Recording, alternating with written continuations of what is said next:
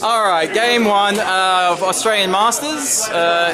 Good turnout here versus Lee. Hey Lee! Hello! He's playing Ynarri even after the nerf, and I'm playing my Nids. So all my Bibles and my screen and some Morlocks and things like that. And Morlocks and half Tyranids. So Lee won the roll first because I've got 22 drops, and then I said, oh, I'll throw a seize. I got the seize, but I'm not actually seizing. I already said he can go first. So this will be fun. Alrighty guys, welcome back to another tournament. This is Oz Masters, and as you saw in the intro, Lee's taking Ynarri. Now I was going to bring my Ynarri list, but they nerfed it about 2 weeks before list submission, and I didn't really want to spend a whole bunch of time trying to think of how I was going to adjust what my list was going to be. So I won't say chucked a hissy fit, but I changed tact completely and ran Nids. So Nids book just dropped. You guys know who've been watching my channel for a while. I've been playing Nids for years and years. So I said, let's see if I can make this work. And as luck had it, I wanted to use the same concept with my ATC list, and which is, you know, don't have too many units and just focus on the tactics. So I'm not trying to remember stats and all the millions of little stratagems and things like that. And so I just went Bivors, half Tyrants, Morlocks, kind of Rippers and stuff like that to get board presence and things like that. But it's just using some tricksy tactics with Kronos, using the Spore Mines, putting pressure in certain bits using Morlocks and half Tyrants, deep striking in. And I went 22 drops, so I'm doing like a beta strike. So if you've been watching my games for the last couple of years, you know that's how I like playing, and this list fit me perfectly. For this game, Lee he bubble wrapped his characters, so he's playing lots of characters up in that ruins there, and around them are just warrior squads, and so my Warlocks really couldn't get in that deep. And so instead I just went and tried to kill Harlequins and Rangers that were in the midfield. As you can see, I was reasonably successful. I had to drop my Hive Tyrants back so I could both support my base of Bivors and not kind of put myself out there. How do I describe it? Like, because the Khan's still to come in, if I put my Hive Tyrants in a weird spot, when I kill the last thing in his turn, in my turn, Khan pops up, and then in his turn he pretty much can kill 2 Hive Tyrants a turn. And it's really just preventing that, using Spore Mines for movement blocking, using Morlocks as the kind of meat shield of smites and things like that. Yeah, that's pretty much the list and how this game went. We were talking, and I said to Lee that if he hadn't have dropped his Wraith Guardian on this turn, which was so this is turn 2, I'd pretty much covered the entire board except for the back kind of 8th. You can see where they are. They're right in the back corner there. Middle back. Just because I've got Spore Mines and Rippers and everything on the rest of the board, so they wouldn't have been dropping in. If he had waited until turn 3 to drop them in, it would have pretty much not been able to deploy anything. Because right in the very top corner, there's a Ripper Swarm squad on the objective 1. In his backfield, there's lots of Spore Mines and stuff like that. So he got forced to kind of drop in his a big unit of his Wraith Guard, but in not a particularly good spot, right in the back there. He kills a Morlock, woohoo, but he doesn't hit my Hive Tyrants, which is pretty much what he wants to hit. He does a counter hit in the middle here with his, what's it called, Harlequins. He kills most of the Morlocks except for one of them. That one is the one that dug in turn 1. So I deploy my Morlock kind of in... what's a good way of saying it? So they come in on different turns, in alternating turns. So, you know, one guy stays on the table, the rest of them stay off, turn 1 I'll dig one guy, and I'll either choose to bring all the other guys on, or they'll just wait until turn 2 when everyone comes on. You know, so it just by using the alternating Morlocks, it means that a person has to be on point with his bubble wrap every single turn, at all times. You know, after a charge, all that type of stuff. It's really hard to defend against, and you'll see as we go along in a number of the games, people will bubble wrap really well.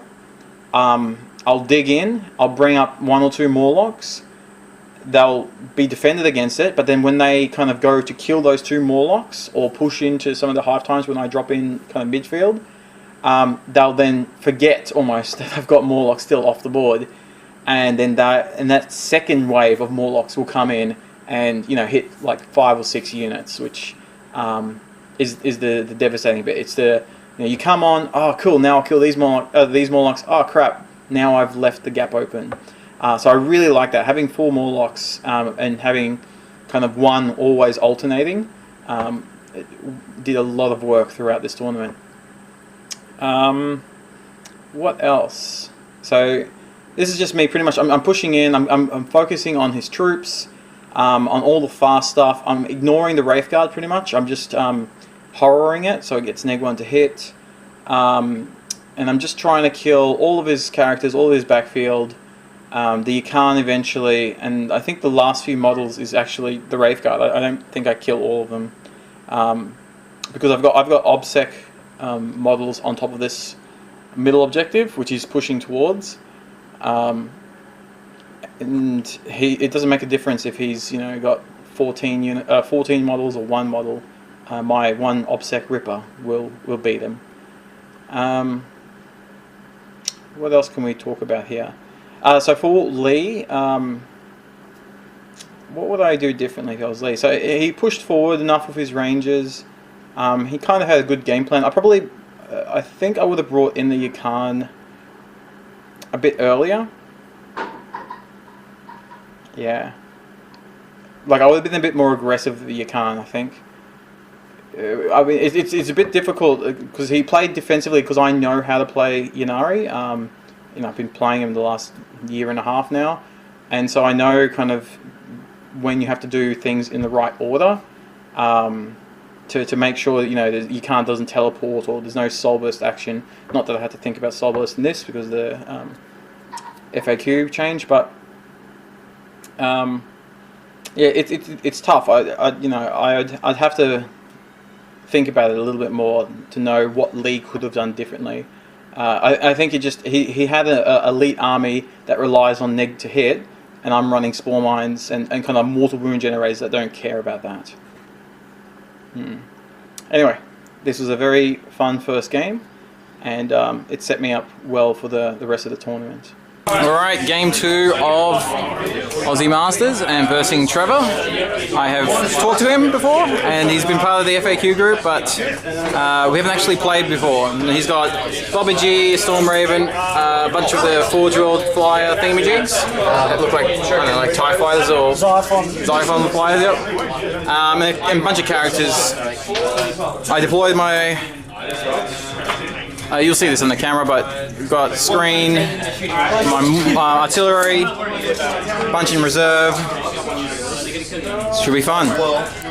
Alrighty, so game 2, as you saw, versing Trevor, and the main thing, or I guess kind of weakness of this list, is having a lot of armor. So this was a more difficult game than the results kind of appear to be.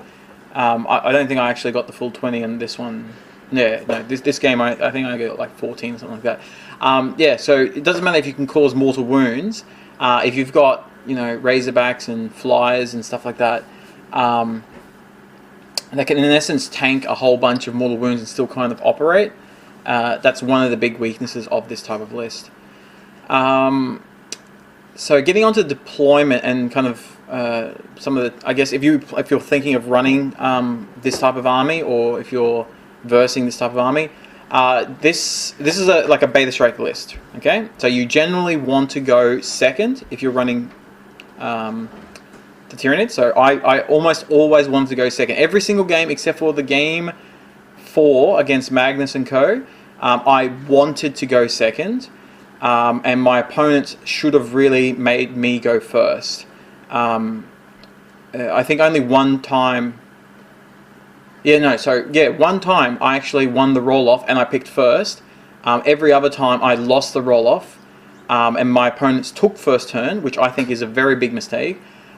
Except for the very last game against David Teo, and you'll see that when we get there. He won the roll-off to go first, and then he took second, which was the correct choice. This game plan, I deploy in the corner. And this army runs where you've got a kind of a base of 48-inch mortal wound generation, and movement blocking stuff, and also psychic shenanigans because your Spore Mines are Kronos. And you just sit back. You don't move that much. You make sure your objective. So objective placement is huge, and some of the games you'll see I kind of triangle objectives, like one in the corner where I'm going to kind of put my base, one to the side where I'm going to put my screen anyway, and one kind of in the middle or to the side where, again, I'm going to put my screen, because I'm going to screen out and protect against deep striking. So you can see here pretty much those rippers in the middle left of the screen. There's no objective there. They're literally just to protect against any type of deep strike. So Trevor had some deep striking units. What's called the Inquisitor, that's like the psychic hunter. My kids are screaming.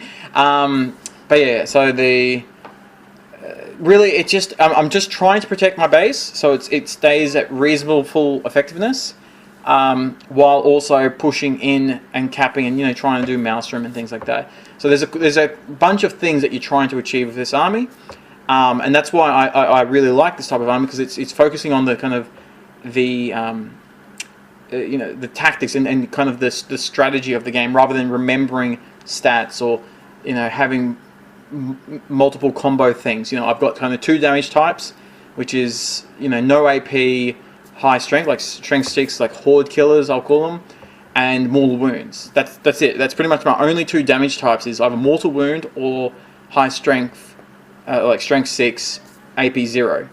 Everything else I've kind of left off in the I didn't bring Hive Guard or anything like that, because I just said, no, I want to just focus on 2 damage types. I want to focus on movement, positioning, blocking the board, that type of stuff. And it works when you kind of it seems like you're limiting yourself, but it's not. It just economizes in the things I have to remember. Like, there was a number of games where I forgot a few different things, but you're already trying to memorize a whole bunch of different things. And this book, remember, Tyranid book only dropped what, 2 weeks ago, or before this tournament? Yeah, 2 weeks before this tournament. So I had to, in essence, not forget, but I had to stop memorizing Ynarri stuff, and there was many HQs I was going to be taking for Ynarri, and I had to, in essence, re-memorize a whole bunch of units for Tyranids. And because this wasn't my final list, like, I only just put in the Morlocks about 2 days before this submission. I was using Spore Assists initially.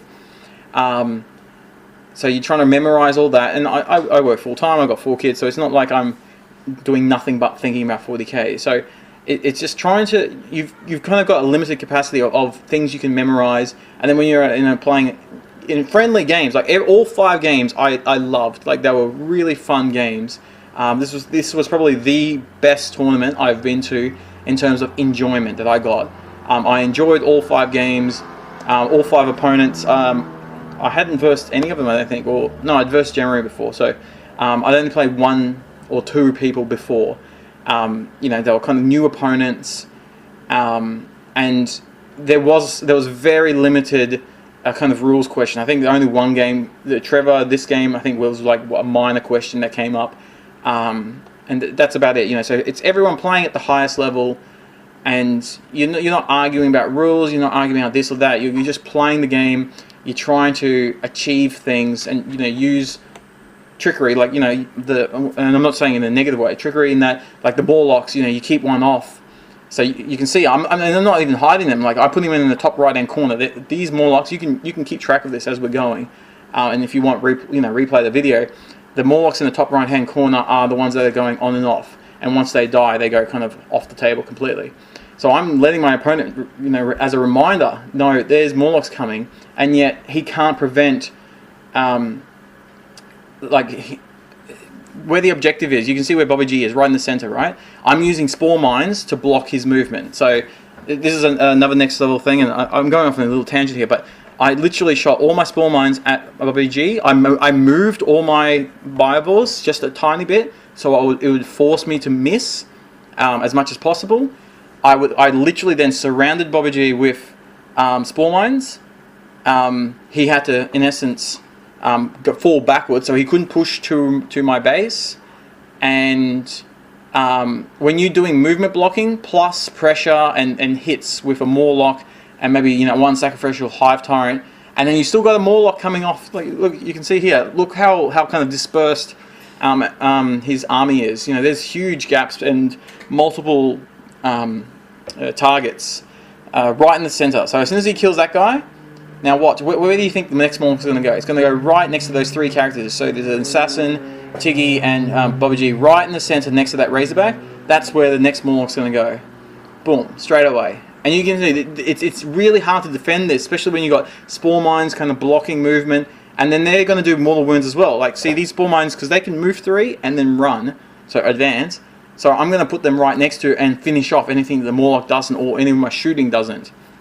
Yeah, there's just so many things that you need to remember when playing against this list, which is one of the really strong components of this list. Yeah, that's pretty much it. I think I've kind of explained enough of the kind of basic concept. As we get into the more and more games of these, you'll kind of see me execute some of these key concepts, which is movement blocking, focusing the fire, so doing the Morlocks, the smites, the shots from the Hive Tyrants, just, you know, like literally focusing in one area and then repositioning again, because then the Morlocks can dig if they want, the Hive Tyrants can fly 16 inches and advance and still shoot if they want. Yeah, so it's very maneuverable list. Because you're deep striking, you're kind of protecting most of your... you want to go second, so you're protecting the amount of damage that you take in that first turn. Every single game as well in this tournament, we went pretty much past turn 5. It was 6. I think we even got to turn 7 in one of the games. Alright, game 3 of Aussie Masters, and versing Mr. Jeremy Martino.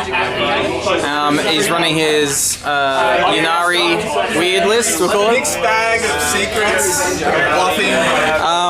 I've deployed as such with a big screen. I chose not to seize, and I'm going to keep on going second, I think, for the rest of the tournament. We'll see what happens. Alrighty, so this game here, one of the really cool things about having a list that's like got 22 drops is for majority of your opponents, except for the very last one against David Tiho, they're deploying most of their army. So most armies kind of got between, we'll say, 10 and 15 drops, and when I've got 11 in reserve, they pretty much deployed their army, and I can deploy just, you know, say 4 units, and now and see where they are and see if I have to counterplay in any way, and I kind of get their game plan through that. So I really like it. Like my kind of, I don't know, my theory is going to go, you either do really small amount of drops, so, you know, under 5 or, you know, under 7 we'll say, or you just go all out and you don't even care about what the drops are, because it makes very little difference. Other than kill points, so this tournament had no capped kill points. So normally ETC or ATC has a cap of differential of 8 points. This was uncapped, so it didn't actually come into play because I'd won all my games up until this point.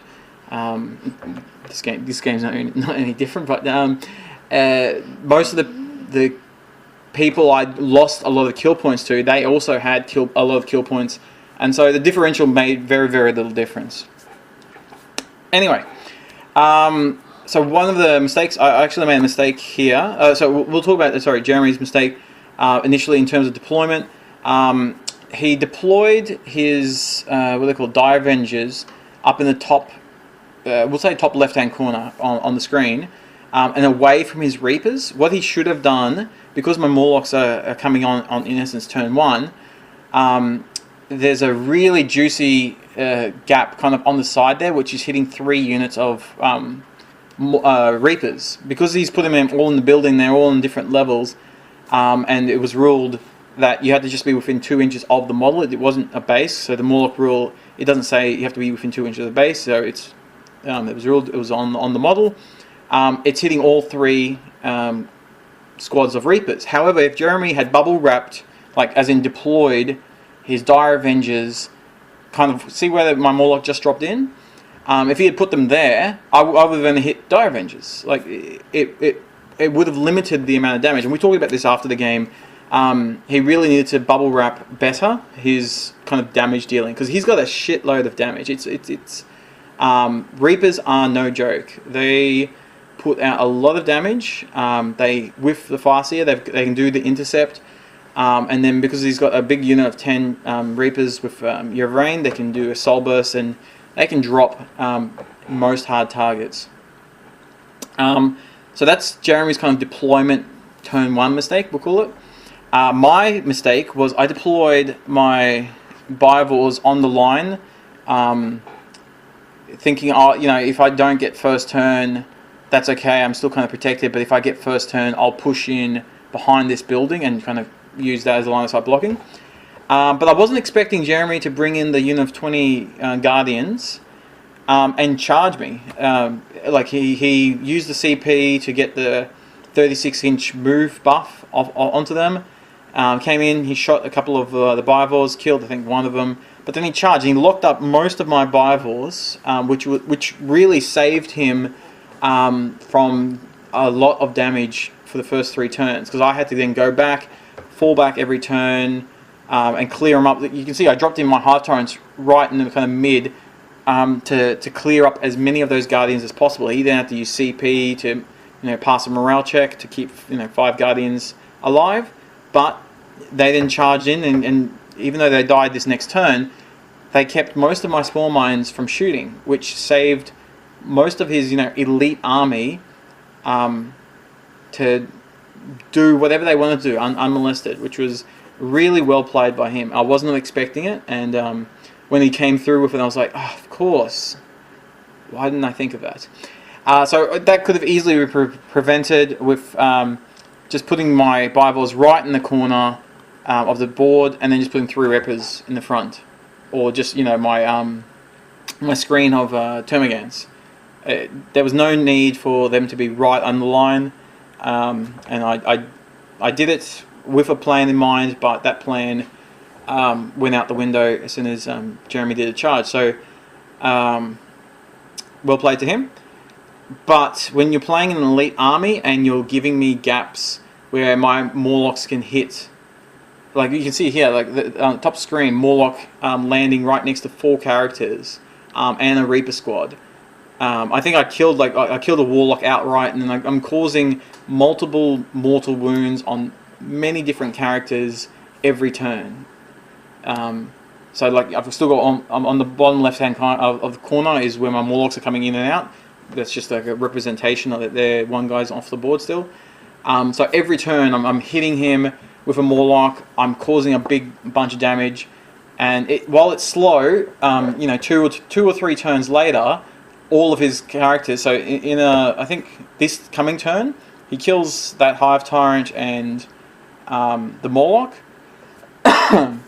But my next Morlock comes in, hits 4 characters, and kills all 4 of them. That's like when your screen's dead and you're playing an elite army and the Morlock can do kind of an AoE smite.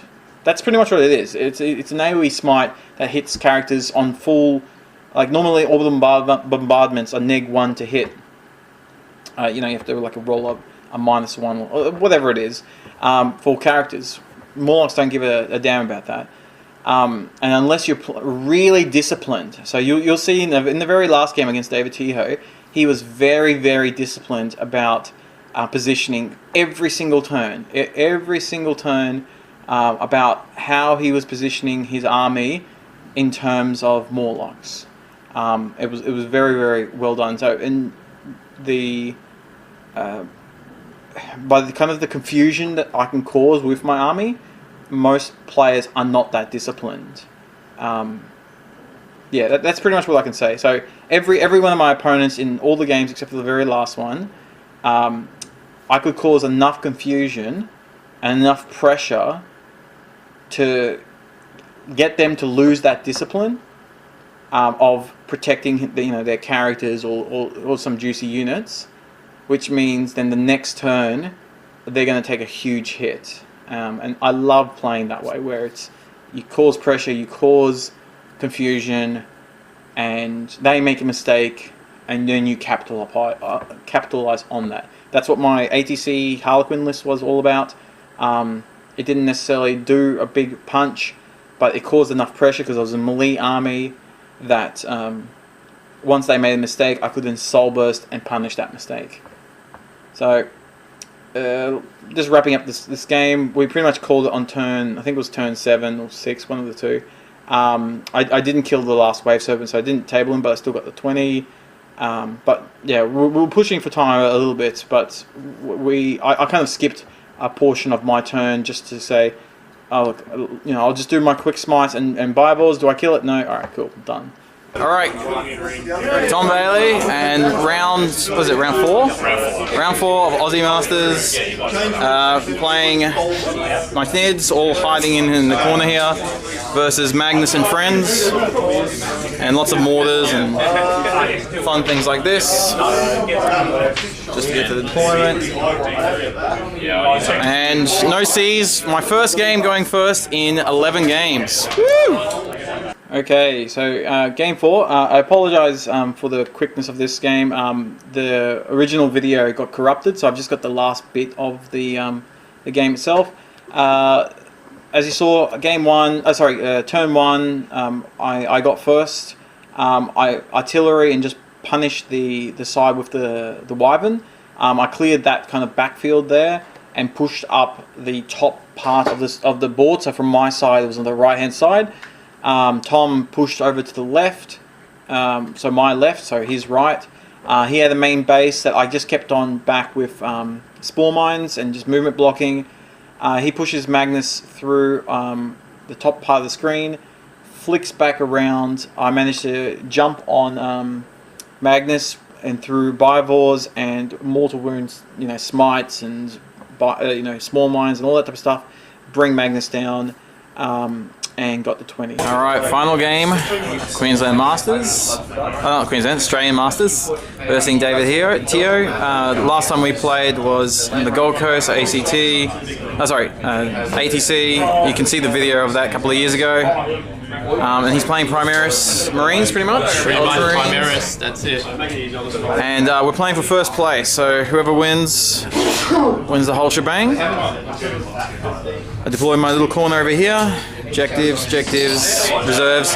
He's got 20 drops, I got 22, so MSU to the max. Alright. So we'll go final game. As you saw, this was the game for first place. Whoever got the win, didn't matter if it was a big or small win, because we're playing kind of win-loss. That was this tournament. The deployment, even though David, he had 20 drops, he went MSU as well. And because most of mine in reserve, like I've got 11 in reserve, I can still kind of see where his firebase is and deploy accordingly. Now, there was I'll do a little bit of analysis. So I'm not trying to do a big spoiler, but I do lose this game.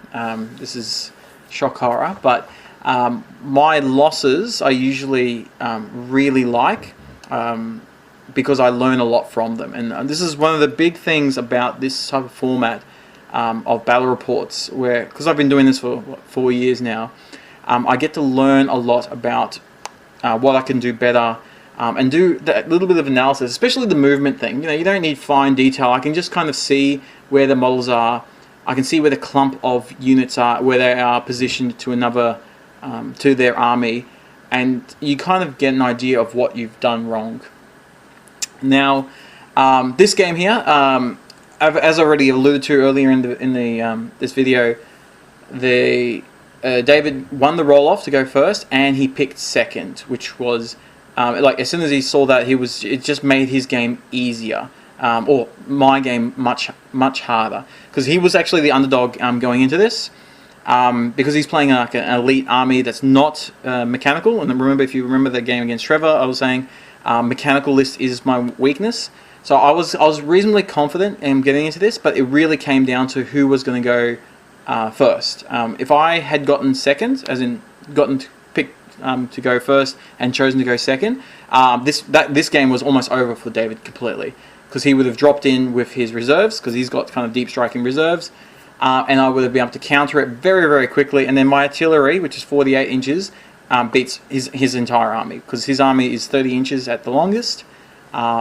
And because of where the objectives were placed, we've got, we both deployed our objectives very smartly, but he can't push into me without taking substantial damage. So if you remember, if he's pushing forward, he may make a mistake in terms of positioning, in terms of kind of what's bubble wrapped properly when the Morlocks drop in.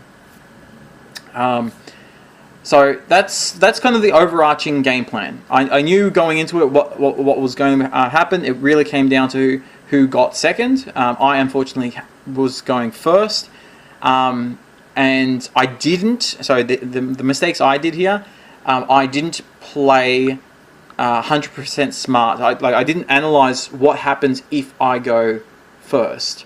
I only had a couple of practice games going into this, and now that I've had this game, I absolutely know what I should have done, and it would have made it really, really difficult for him to have won if I had been more defensive. So on my turn 2, I drop in my Morlocks in my backfield, so nowhere near his army whatsoever. By leaving my army off, so my Hive Tyrants and my Morlocks until turn 3, it then means David knows when they're coming on, right? Whereas, and because I'm forced to bring them in by the end of turn 3. That's pretty much it. Because of the reserve mechanics right now, I am forced to bring my reserves on turn 3. If I wait until turn 3 to bring them on, he knows when they're going to arrive, right? It's a simple concept, but it's very, very powerful to know that, especially with Morlocks, because Morlocks can dig in. Swooping Hawks are the same, because they can fly off. There isn't that much harm in bringing them on early, right in your backfield, so nowhere near their army. You're not going to get hurt, but it means then you can decide when you want to dig down and come back the next turn. So, for example, I could have my turn 1 deployed my Bibles a little bit more aggressively. So all of them would be within 48 inches of his base, because I knew where his base was. If you remember that, I know where his base is. My turn 1, I bring all my Morlocks in, right near my Bibles, just hanging about. I leave my Hive Tyrants off though, and then I see what he does. So does he bring in his Reaver dudes, like his deep striking guys and his Callous Assassin, etc.? Does he bring them in on his turn 1 to push in, or does he leave everyone off? If he leaves everyone off, awesome.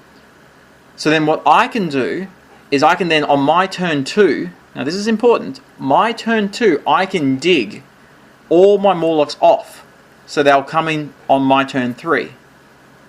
And then on my turn 2, I bring in all my Hive Tyrants, right you see here in the middle crater, between my army and his army. If I deploy there, I can shoot his army, but still be close enough to my army so that if I get into trouble, I can fall back. Now, my turn 2, I do that. I land them in, and my Morlocks dig in. So now he's got a choice. So David's got a choice. He goes, oh, okay. Do I, on his turn 2, bring in his deep striking guys to counter-assault me, or does he keep them off? And if he keeps them off, then he doesn't necessarily have enough damage to kill all the Hive Tyrants. He can kill maybe 1 or 2, right? So if he keeps them off, then my Morlocks pop in on turn 3. Or maybe I don't bring all the Morlocks in. I dig 2 of them and I leave 2 in the back. Yeah, whatever. It makes no difference. The concept's still the same. I want to, again, do the alternating thing, but I want to counter hit. Whatever he brings in, I want to be able to hit and clear out quickly. That's one of the big issues in this game that I had, was I didn't kill the things. There was only 10 Primaris Marines and 1 little assassin causing havoc in my backfield. and they didn't kill it that much. They killed a unit of a unit of gaunts and 4 Biovores before I killed them off. But they prevented me from shooting for 4 turns. Like, they stopped shooting turn 3. And not 4 turns, sorry, for enough turns. They just pretty much had everyone in combat for the next 3 turns while they were then clearing everything up. And because that was all in combat, and where I dropped my hive tyrant, so this was another mistake. I should have dropped them in the center as opposed to the far map, because they weren't then close enough to my base to fall back and clear them off. Anyway, going back to kind of the main concept of how I should have done this to win the game, almost guaranteed. Doing that alternate, dropping the Morlock, so I wasn't forced to bring them in on any particular turn. I then get the counter. Now it's up to David to make the mistake, where he either brings him on turn 2, which means my Morlocks hit them, or brings him on turn 3, because now I know he's coming in on turn 3. And then once they're cleared off, I can literally then just sit back with the rest of my army and shoot him with 11 Biovores per turn, killing everything off. I've still got the same amount of objectives, but I'm up on kill points, etc., etc. And I would probably have first blood as well. So I played this game wrong. I should have played more defensively. I should have used a bit more kind of higher strategy in terms of my Morlock, like my reserves and reserve manipulation. You can see here, David, he's got like 6 units in the bottom corner, all one model units. So I just didn't finish him off, and this was a very, very close game. He won by 6 points, and we literally ended turn 5. Had it gone to turn 6, it was very likely that I could have pushed for a win, because I'd managed to clear the backfield, and now I was pushing into his territory. He only had 6 one model units left. Some of his characters were really low health, and I still had 2 hive tyrants in most of my backfield. Anyway, very good game, very great tournament. I enjoyed myself immensely. Unfortunately, I didn't get the win at the end of it, so congratulations to David. But I learnt a lot, and hopefully you guys have. You can watch this a number of times, kind of with the concept. Now you've got the concept. I didn't really want to just commentate on every single minute thing that happened during the game. I'm talking about the main concept of how you win, what you need to do, and you can rewatch this and just look at the positioning and say to yourself, did I do anything wrong? Like, put in the comments, man. Just say, did I do anything wrong in terms of my positioning of my army, of how I moved, that type of stuff.